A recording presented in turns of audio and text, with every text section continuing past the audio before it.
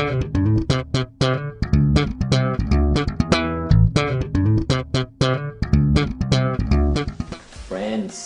ngayon usong-uso yung sa kasabihan, di ba nagiging joke of the town, moderate the greed. Yan ang nagiging usapan. Kaya tayo na mag-usap pa. Well, I don't think, sa totoo lang, we can moderate the greed. And that's what of the dangerous attitude about money. When I say attitude, attitude po sa Tagalog ay ugali. Ano po yung ugali? Ang ugali ay isang bagay na yung ginagawa na hindi ka na nag-iisip. At marami tayong masasamang ugali pag tungkol sa pera. And one of them is greed. In Tagalog is gahaman.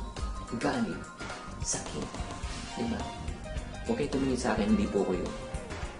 Kailangan po natin protektahan po natin ang ating puso because all of us, we're not scared of that. I can still remember nung ako ay bata pa, may alkansya akong maliit, tapos nilalagyan ko siya ng piso. Pag puno na, bibilangin ko siya. Akala ko tuwing binibilang ko siya, dumodoble. Actually, hindi pala nangyayari yun. Hindi talaga tayo makontento at sinabi ko sa sarili ko, pag ako meron lang 100,000 pesos sa bangko, masaya na ako. Alam niyo, kapatid, na nagkaroon ng 100,000, ano nag-reaction ko? Kulat. Sinabi ko sa sarili ko, pag meron na ako 1 million pesos, okay na ako kasi ang tawag sa akin, milyonaryo. Kapatid, nung kinita ko yung 1 million, kulang pa rin. Sa totoo lang, we will never have enough of money. Do you agree? Dati, maliit ang ating kita, di ba? Napagkakasya. Pero ngayon, lumalaki yung kita, nagkukulang na, nagkakautang pa. Habang lumalaki ang kita, lumalaki ang problema, lumalaki ang gastos.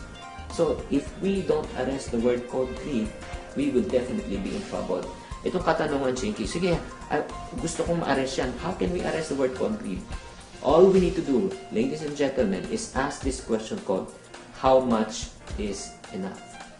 Magkano lang talaga ang kailangan kitain? Over and above that, I should not exert any more activities. I should not exert any more time in order to make more. So friends, in order for us to moderate our greed, I suggest ask yourself this question. How much is enough? Magkano lang talaga kailangan mong kitain? At kung may excess ka pang gustong kitain, not at the expense with your time with your families and with your loved ones.